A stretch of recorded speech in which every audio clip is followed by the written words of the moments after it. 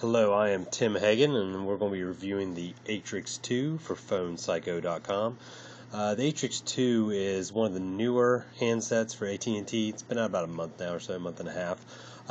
Doesn't get a lot of fanfare. The Samsung Galaxy S2 gets most of that, also with their new LTE devices. This one kind of gets left in the dark.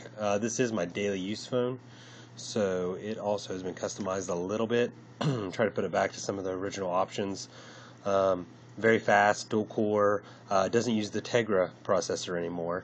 It's using the Texas Instruments, the 1.0 dual core, also a gig of RAM on board. Has a good feel to it, premium feel. It's a little thicker, as you can see, a little thicker than the Galaxy S2.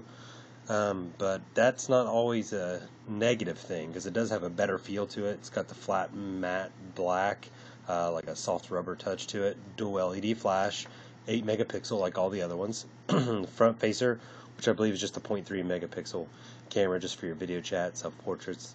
Does have a dedicated shutter, which a lot of people love the dedicated shutter.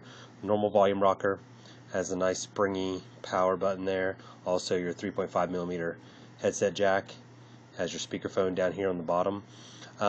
No problems as far as just, it kept that 1.0 that the original Atrix had. It did increase the screen, 4.3 inch screen instead of the original 4. So your capacitor Android buttons down here. Very quick, very zippy phone. There's tiny bit of lag. It doesn't go all the way around. Has not motor blur. They don't call it motor blur anymore, but it's still got that motor blur type of feel to it. You can look at like the app launcher if I touch it right itself. Still pretty quick. Again, I've been using this, customized it, dragged it down a little bit on time. Still very quick phone. I actually had the Samsung Galaxy S2 before this, and I honestly prefer this to it. I like the premium feel. I don't feel like I want to break it in my hand. It's a very solid phone. Has that gunmetal look color to it around the edge there. The biggest complaint I hear about this is it looks plain.